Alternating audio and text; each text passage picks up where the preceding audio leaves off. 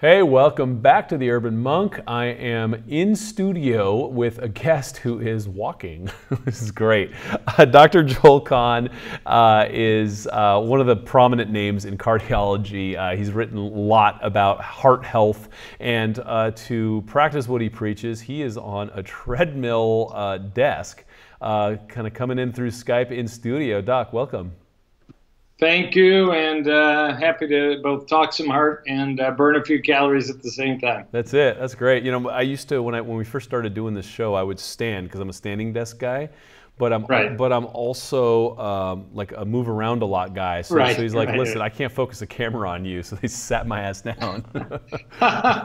Well, I mean, we may get you on a treadmill before the next edition of Urban Monk, and I'm excited to be on. It's great to have you. It's great to have you. So you are one of the prominent names out there. Your book, your last book, your Whole Heart Solution is now out in paperback, and you've been kind of, you've been holding it down for a lot of the plant-based nutrition out there, and you're seeing lots of patients still in Detroit. Yes? No?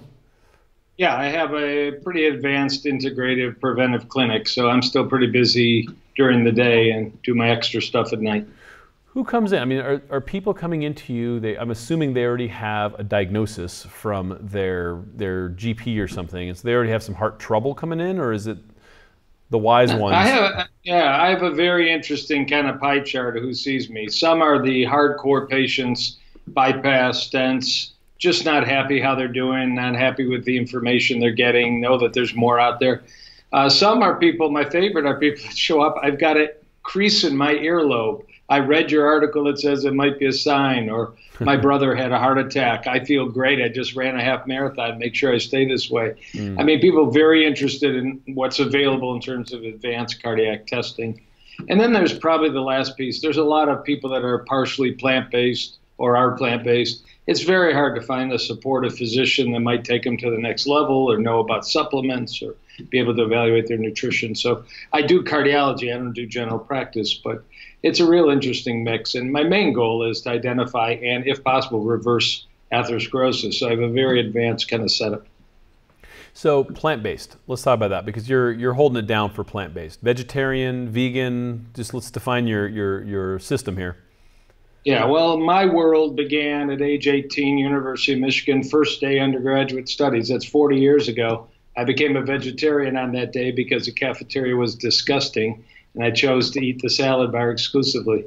And within a few years, I read some books like John Robbins' Diet for New America. And by 1990, when I began practice, and I had done some really advanced training in cath lab and stenting and heart attack treatment, I was the guy 3 in the morning rushing in 100 miles an hour to treat your heart attack. Within 3 weeks of starting practice, there was Dean Ornish's papers sitting in my mailbox that the Lifestyle Heart Trial said you could reverse heart disease with a lifestyle program that's centered on nutrition, stress management, and exercise, as well as social support. And I was blown away by his paper. I had no idea who he was, but I was already eating that way and began teaching patients. So I've been vegan for more than 3 decades. I haven't had a burger in pretty close to 40 years. And I'm kind of a love and friendly vegan. I learned that from Rich Roll. Don't beat them over the head. Love on everybody. But, with 12% or so of calories in the United States from fruits and vegetables, and maybe 1% of Americans eating enough fruits and vegetables, there's lots of room to improve, whether people move a little bit down the spectrum or whether they decide to get every calorie in their life from things that grow in the ground. Yep. There's a lot of conversation around this. People saying, obviously vegetarians and vegans have a challenge with certain foods. They can't food combine not well enough. They're not getting enough protein. What's your stance on that? Yeah, most of that has gone away by the wayside. The American Dietitian and Nutrition Association, I think I got that right, used to be the dietetic 100,000 member group of dietitians and affiliated nutrition experts, just published a new position paper 2 weeks ago. And they've pretty much, and they're a conservative group, and by no means an animal rights or vegan group, that you don't have to worry about protein, food combining, and all the rest. If you're eating a broad variety, if you're eating some fruits, some vegetables, some legumes, some nuts and seeds, you're going to get everything you need and you don't have to keep track, whether you're an infant, a pregnant mother, child, adult, or elderly. And I find that in practice and believe that. I check very advanced vitamin levels, nutritional assessments in meat eaters and omnivores, as well as my vegan population in the clinic. And there's common deficiencies in both. I don't think they're actually all that much greater in those eating exclusively plant-based. So we've lightened up the rules. You know, it's not Twinkies and it's not Pringles and it's not Diet Coke as your plant-based meal, but if it's sweet potatoes and beans and on, you're going to be just fine.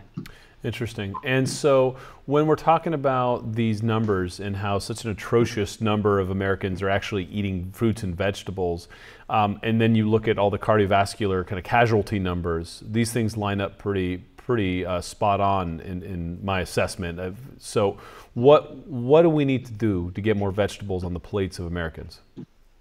Yeah, you know, it's always education. I'm aghast. One of my pet peeves, pet topics, pet blog writing is about hospital education on nutrition. I mean, it starts in medical school and it's pretty close to non-existent, but I'm involved. We can talk about it with a plant-based education group when we just wrote a curriculum for medical schools that we hope more and more will adopt. They can have it for free.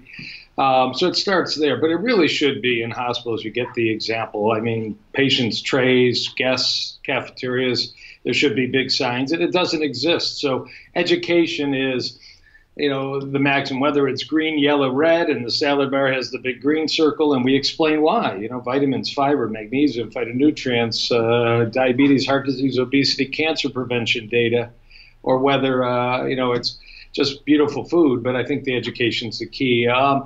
Convenience, you know, it's easier to grab a pack of pretzels out of a vending machine than it is to get a fresh apple. And that is going to be difficult. I think there's already been improvements with grab-and-go foods that are better than burgers and fries. We got Veggie Grill in your part of the world, you know, starting to expand with a recent $22 million venture capital. It'll take them to the East Coast, make plant-based foods friendly and easy, even if they're not perfect. I don't think you need to be perfect. So, I mean, it's just going to take some time.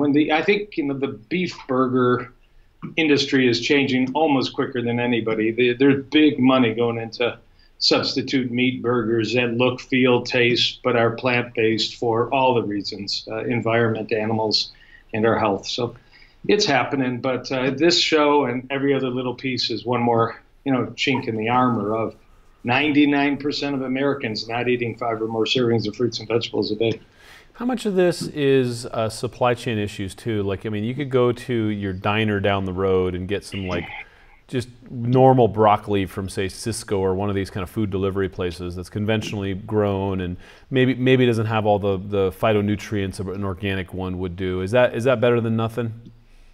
Yeah, it's better than nothing, without a doubt. You know, there's been some calculation on that what's the risk to your health. I'm a big organic proponent, and in my own life, that's what I'll always choose over conventional. But, you know, what's the fiber, what's the water content, what's the vitamin content compared to the alternative? You can have French fries. It's, you know, the amount of health promotion by eating fruits and vegetables, even if they're conventional, even if they've been shipped 2,000 miles, beats the heck out of the risk of the pesticides and you know, plastic coating that's on some of our fruits and vegetables. It's atrocious, and we shouldn't settle for decreasing nutritional value of an apple. There's like 80% less magnesium in a conventional apple than there was 80 years ago because the soil's been raped. We shouldn't stand for that. But in the meantime, eat the apple, eat an organic apple if you can, and do that instead of, you know, going for a donut every single darn day. What about all this talk about fructose and, you know, the fruits being way too sweet and sugary and bringing up glycemic spikes? Yeah, you know, it seems to be true that if you go into native populations, there's a lot of ugly fruit and, you know, fruit that has a lot less sugar content. India is famous for these melons that are very bitter, and they actually help control your sugar. And some people go to Indian produce stores and buy bitter melons as a way to actually control their blood sugar. But the truth is, even with the produce we have, you can, and again, the thing about fruit is it's got to be whole fruit. And, you know, there's the statement, the poison comes with the antidote, that being the sugar comes with the water and the fiber that's in whole fruits. I'm not a fan of juicing fruits where you rip the fiber out. I'm a fan of juicing, but not of juicing fruits, and certainly not, God knows, Minute Maid and such that's been sitting in stainless vats for a couple years. But there are many, many type 1 and type 2 diabetics that have excellent control eating not just small amounts of whole foods.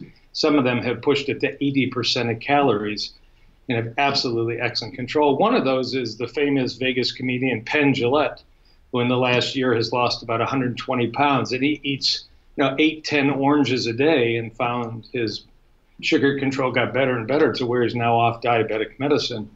There is the possibility of reversing your diabetes even using fruit if you keep fat content in your diet very low. What's your stance on fat? Because you can see in this healthcare industry, everyone's, it's just kind of this free for all. It's like, fat's back, bacon's back, go for it, baby. Yeah, well, that's the headlines, leave people nothing but confused, and then human nature takes over and the food industry makes delicious tasting lethal food. So I think we're in that area where it is a free for all. And I think, we saw for the first time this week that lifespan in the United States is reported to be taking a downturn.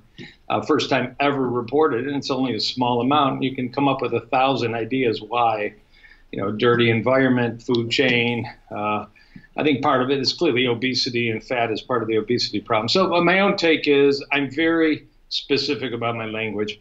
I'm a very big believer in the work of Dr. Dean Ornish in Northern California, the work of Dr. Caldwell Esselstyn in the Cleveland Clinic, and now Joel Fuhrman, that you can reverse cardiovascular disease, at least clinically, and to some extent actually reverse the blockage by eating a plant-based diet very low in added oils and relatively low in even natural fat. Now, that's not the general public. That's a very small number of people that have very serious heart disease that are looking for a plant-based solution. When you talk to the general public, nuts, we know, should be part of the diet. Avocados, there's not enough data, but yes, they're absolutely great source to fill you up and make your skin glow and all the rest. They actually lower cholesterol, so I'm all for avocados, except for this very small group of people that are looking for aggressive and substantial results for a serious disease. At the present time, they're probably best off going with lower fat diets without added oils. I'm not a big fan of oils in general. So in my own life, I eat relatively low oil, low fat version, but I'm certainly not adverse to nuts and seeds as a source of healthy calories that seem to prolong life. In the last couple of weeks, a meta-analysis of 800,000 people in a bunch of studies showed that nuts generally reduce cancer by 15%, cardiovascular disease by 25%. That was 2 dozen almonds a day or 12 half pecans a day. Actually, infectious disease went down by 75%. And you got to wonder what's the theory there. But maybe there is something I don't understand about nuts and our immune system that's firing it up. Yeah. Wow, that's it. And this is a meta-analysis that came out just recently. Yeah, well, just in the last 2 weeks, made headlines. New York Times had an article on it in the last 10 days. Wow. Well, how do you deal with when you're trying to convert someone into more plant-based diet with satiety? I know a lot of meat eaters are like, just a salad, and it's just they don't even have the structure set up psychologically to take that. Yeah, no, absolutely true. And the whole behavioral change theory applies to changing your diet like it does to smoking or alcohol or whatever other addiction, because most of this is a food addiction. The way mom made food is the way we're going to eat, most likely. The way your friends eat food is the way you're going to eat. So when I start with education, I find the documentary Forks Over, the power of movies. So Forks Over Knives is extremely compelling. Some people have said if you're willing to watch 3 movies, you'll change your life. Watch Forks Over Knives to get the food piece. Watch Earthlings to get the animal kindness piece. And watch Cowspiracy to get the environmental piece. And at the end of about 3.5 hours, you're not going into the butcher shop with the same mindset you went in before that. So education is always number one. And number 2 is simple steps for most people. The real sick person may be a little quicker. So I heard long ago, give people 3 choices. I tell my patients, eat an apple a day, get off dairy, because there's so many dairy substitutes for literally everything. And then try something other than a beef burger, kind of back to that topic. Try a bean burger, try a quinoa burger, lentil burger, see what it's like to put something you're very used to doing, a bun, a lettuce, a tomato, but don't put a piece of beef there and see how that goes. And usually people can handle that and come back pretty positive about those simple steps. What's your take on, you mentioned bun. There's so much press now about gluten and how gluten is so inflammatory. I've seen dozens and dozens of patients, basically get their lives taken down with gluten issues. How pervasive is it, and within your framework, would you recommend it for people who are vegetarians if they need the carbs and they need basically the calories there? Well, again, a pretty broad answer. The bulk of the scientific data is that whole grains are very healthful. Whole grains are associated with less heart disease, less diabetes, actually control obesity. But we're talking truly very strict definition of whole grains, not some intermediate bread source. Now, I have a wife who is gluten sensitive and eats gluten-free. I own a large restaurant in Detroit. We have the largest gluten-free menu in the city. And I also recommend to patients with migraines, nasal congestion, Hashimoto's thyroiditis to go gluten-free. But it's not my routine recommendation. For the person not having any compelling reason, unexplained rashes, psoriasis, autoimmune, I'll let them continue to pack in whole grains. And it seems to be what they will benefit from. Okay. And so when you're talking about heart disease in general, where do you see the kind of biggest issues right now in America? Are we talking cholesterol? Are we talking plaque? Well, the single biggest issue, in my opinion, is the failure of the medical system to address that we have the capability to identify existing heart disease when it's silent, asymptomatic, and potentially reversible, but we don't have a system in place to do that. We do our colonoscopy, we do our mammography, and what the heck do we do for the #1 killer in the Western world? What's paid for to visit when you're 50 years old is not even an electrocardiogram. It's your blood pressure, a few blood tests, and you can have very advanced heart disease or moderately advanced heart disease, have no symptoms, and have everything be hunky-dory at your physical and end up like Gary Shandling, very tragically earlier this year.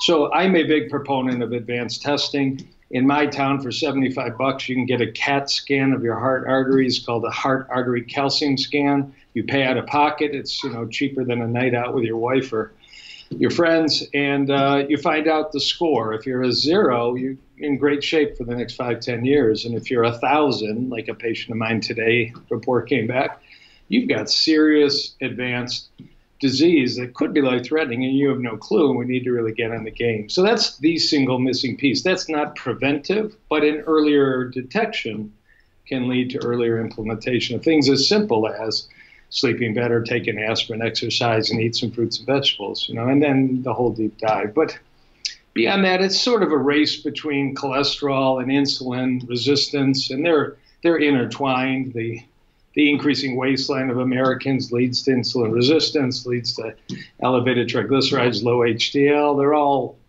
way too complex and intertwined than to say there's just a single problem. But too many calories, too much salt, oil, sugar, and too many notches in the belt that you can't fit to close anymore. Yep. If you had a magic wand and you could just wave it, you would put your tests on the predictive, preventative side on the front, is what I'm hearing. And then how would you start moving vegetables into school systems and cafeterias? Yeah, so I would do it. You're absolutely right about what I would do is detect it early, and then prevention should start in childhood. Again, education. I mean, one, you got to sneak them in, the black bean brownies that people are making, delicious tasting blueberry smoothies that have, half a cup or a cup of spinach that a child won't ever see. Just introducing lots of fiber, lots of taste, and not frequenting fast food restaurants. I mean, we're failing as parents every time we pull into one of those places, and we don't realize how toxic that food is. A study that I point out to everybody is in the mid-'90s, a professor at University of Maryland, cardiologist, did a study where he gave healthy controls a Egg McMuffin. And within 45 minutes, you can measure arterial function, endothelial function, generation of nitric oxide started to plummet dramatically and kept falling for another 4 or 5 hours. So a single exposure to a meal that many parents just buckle on and have kids, enjoy because of the time, convenience, tradition, whatever it is, whining in the back seat. Certainly for adults, we know quite toxic and to be avoided at all costs. But Yet we have budgets and we have little time. And what's the substitute? Well, places like some of the ethnic places, God forbid, learning to make a few meals and packing a few meals at home are the solutions we really need. We're getting a little audio distortion on your end. I don't know if it was like a clock or something. No, actually, it was the treadmill went back down to baseline. I don't know why I did it, but it won't do it anymore. Got it. I guess I was aggressively climbing, and it monitored my heart rate and put it back down. Sorry about that. No, all good. So you're saying that 75% of cases of heart attack, strokes, and cardiovascular disease are preventable. Yes. So we're talking diet and prediction prevention measures. So some of it you got to go to your doctor. You're not going to know unless you have one of these scans. You'll check for the calcium. You do some form of diagnostics.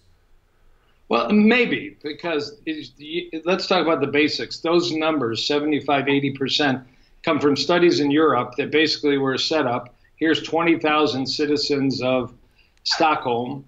We ask them all at the beginning, do you have heart disease of any kind? And we get 1 million data points on them. And 20 years later, we ask who's had a heart attack or death of heart disease. And the 6 things that fall out that predicted freedom of heart disease or heart attacks 20 years later was 6 things you don't really need a doctor for. 1 was don't smoke. 2 was keep your male waistline under 40 inches or your female waistline under 35 inches. Number 3 was walk 30 to 40 minutes a day. Number 4 was enjoy a little alcohol now and then. That's actually on the positive side. Number 5 was sleep 7 hours a night. And number 6 was eat more than 5 servings of fruits and vegetables a day, our old friend. So those 6 lifestyle steps have the power of lifestyle to intervene and reduce our risk for prediabetes, insulin resistance, atherosclerosis, lipid abnormalities, the whole spectrum. They probably do a great job of also preventing diabetes and dementia predisposition. So those don't require a doctor. But yes, I believe in the biggest Western country, most advanced, most wealthy. We should be doing this $75 or $100 routine test. People should know their inflammatory profiles with at least a C-reactive protein. There's a form of cholesterol called lipoprotein A. 20% of Americans have an elevated lipoprotein A based on genetics. That's essentially never checked during routine or even cardiology visits, yet is known to be highly associated, particularly with families that have strong history of coronary disease throughout their family. So ask your doctor, hey doc, you told me I'm good, but could you check my lipoprotein A? And if it's elevated, it's a tougher issue. Niacin brings it down. We don't know for sure that matters. Carnitine can bring it down. We don't know for sure that matters. We haven't had much research because there isn't a multi-billion-dollar pharmaceutical, in the wings that somebody's going to fund a big study. But so you can use high tech to take that lifestyle and make it even more protective. You mentioned 6 servings of vegetables a day. I don't know if my average listener probably does, but the average person in America doesn't even know what six servings of that would look like. So what are we talking about? How much? We're talking about, your first meal of the day can easily be a bowl of oatmeal, a bowl of chia pudding with a mass of blueberries, strawberries, blackberries, and they can be frozen. Frozen fruit is absolutely fine. They can be conventional. They can be organic. So you can clearly get one in. Even a lowly banana has fiber, has vitamins, has nutrients. So, grabbing a banana versus the typical donut or muffin in the gas station is far preferable. Lunchtime, a salad is a suitable lunch with anything you want on it. That's going to be 2-3 servings. Or a side salad might be 1 or 2 servings, or a bean burrito. Even my least favorite class of food, fast food, Taco Bell now has a plant-based menu that you can pick from and get beans at least on the run. It's not my favorite choice. There's clearly a whole lot of additives and preservatives, but you've got a choice. And dinner, again, even if you start with a meatless Monday and, start having soups and salads and smoothies and beans and side dishes, but and grab an apple. I mean, you've just had 5 or 6 servings during the day, even if you still have chicken, fish, a strip steak, some ribs. Again, when you go back to like that, it's not the Big Mac, the Egg McMuffin study. It's actually is some work that if you're eating that kind of poor quality food, but you combine it with a salad or combine it with a green vegetable, you actually can blunt that impact on your artery health and your endothelium simply by adding to the toxic food a non-toxic food that has lots of phytonutrients in it. What's your take on green smoothies and our ability to blend up and get some of this stuff turned into liquid? Yeah, that's funny you asked that. I've written on that for Mind Body Green, and I had to research that a little bit. So, in 1998, 3 researchers won the Nobel Prize for discovering that our arteries make this amazing gas called nitric oxide. And you take arginine, and then you need an enzyme called eNOS, and you make nitric oxide, and then you can have a sexual responsiveness, then you can have a normal blood pressure, then you can have arteries that don't clot and don't form all kinds of plaque. So nitric oxide is amazing. But in the last 10 to 12 years, we've learned there's another way to generate it from dietary nitrates, beets, beetroots, the reason athletes are using beet powders, and then leafy greens, kale, bok choy, Swiss chard, collard, spinach, will all provide that if you chew, you will create a chemical reaction with bacteria on your tongue. You'll convert dietary nitrates ultimately to nitric oxide, and your arteries will benefit. Probably one of the reasons plant eaters and maybe vegetarians and vegans may have less cardiovascular diseases. They're making more nitric oxide. You could also argue they have better erections, but I don't have any direct proof of that I'd like to show during this Skype. At any rate, but it turns out with a green smoothie that you actually there's a system where you will still absorb the dietary nitrates. They actually concentrate in your parotid gland. They circulate, even if you just down them quickly without chewing, they will circulate in your blood. They'll concentrate back in your parotid gland, of all things. They're secreted in your saliva, and there's a second chance for that green smoothie to interact with your tongue and the bacteria to create ultimately nitric oxide. So it's this amazing 2-pass system the body has to optimize green vegetables, beets that are high in dietary nitrates to make nitric oxide. So pretty darn sure you're still doing okay with a really green smoothie. Maybe 10, 20% is fruit, blueberries, blackberries, pomegranate seeds and such, because one way or another. Now, I don't make my smoothies real smooth. I make them kind of chunky, so I end up chewing them a little bit on the way down, and then presumably they cycle back. Mm-hmm, mm-hmm. You mentioned chewing. That's something that my friend Robin Euclid has been kind of on for a long time. Is the American public, Western public in general, just has stopped chewing. We eat so damn fast. We're just we're already out of the restaurant before we got our food.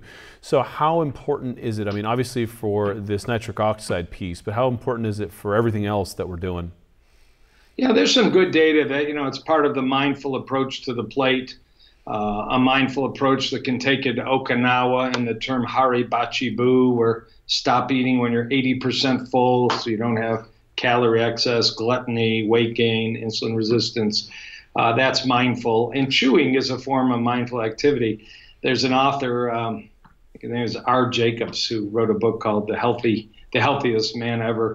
And he talked about chewdeism, really making this a 30 chew per meal practice. And it's very hard to do that consistently, but it clearly does start the digestive process. There is a whole microbiome in your mouth.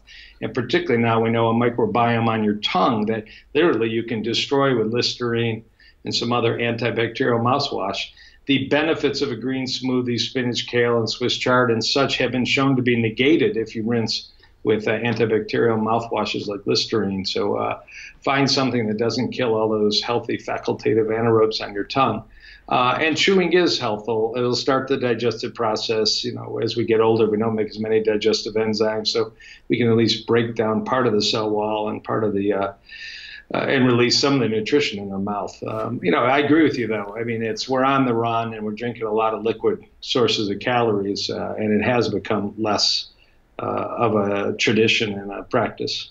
What do you recommend for oral hygiene? So many people are just, the dentists are handing out Listerine like it's going out of business, or staying in business for that matter. And so you're getting very different information from the dental profession. And so if Listerine is that bad for oral microbiota, what do we use? Yeah, and I think there is some fascinating data about healthy and unhealthy oral bacteria, oral microbiome. And in fact, you can take a person that's having a carotid artery operation. They have a 90% blocked carotid artery in the neck. You take the plaque out during that operation. You can find oral bacteria that DNA is exactly the same as what's in that person's mouth. And that's at least some support to a theory that the health of our mouth is related to at least atherosclerosis, if not systemic inflammation and such. So absolutely fascinating. There are some advanced dentists that will do oral DNA. So you'll know if you have a variety of more lethal or pathogenic bacteria that could be causing inflammation. When I have people that have high C-reactive proteins that I absolutely can't find a cause for, I'll send them to somebody experienced in getting a mouth swab and setting off and getting their oral DNA profile back in the oral bacterial profile. But, you know, it's flossing, it's oil pulling is fine, it's brushing, but it's probably more what you're brushing with. And you do want to find, you know, one of the better mouth agents that doesn't have SES and SLS and parabens and phthalates. And, you know, we know that, was it Crest or Colgate has triclosan in it, an endocrine disrupting chemical. So, you know, you pay for what you get for it. Cheap is never cheap. I mean, I don't have any product. Alliance Designs for Health makes a great perio care kind of product, but there's many others. That's really good to know, because I bicker with my wife about this. She's traditionally trained dentist, and so, you know, the stuff that they're fed in school is basically, you know, fluoride's fine. All the stuff is, you know, if the ADA approved it, it's fine. And so, you know, there's going to be some real shakeup in that industry in the next few years as well. Yeah, I see that happening already. I actually attend meetings now on preventive cardiology care that's half full of dentists in the room. And frankly, these guys are learning more than most of my colleagues in cardiology. So there's a place out in Seattle called the Cloyce Center. There's a training course out of Spokane called Bale Doneen. And they really emphasize for dentists and physicians the critical role of oral health and oral hygiene on cardiovascular health. Very interesting connection. Yeah. These are interesting times, to say the least. So listen, I love the work that you're doing. You know, you and I've hung out in person a few times now, and you know, you're buried in snow in Detroit right now, about to head off on a PBS tour soon enough. The book called Your Heart Solution, What You Can Do to Prevent or Reverse Heart Disease right now. It's out in paperback finally, and it's available this month. When's it available? Yeah, it's perfectly to pre-order for Christmas. It'll show up 2 days after Christmas. Got it. Excellent. And yeah, listen, I love the fact that you've been holding it down and you are practicing what you preach. I enjoy the fact that you got a little sweat on you now that came from getting on your treadmill. So good luck with that. I'm a big fan of the work that you've been doing and the work that you're about to do. I know you're about to write another book. Any teasers about what it's about?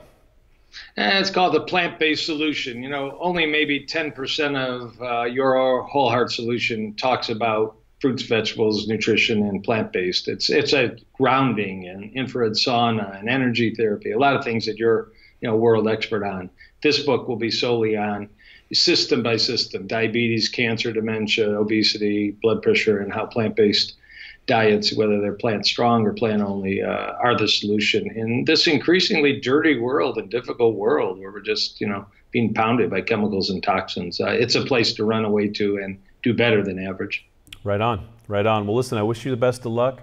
Thank you so much for being here, and hold it down. Yeah.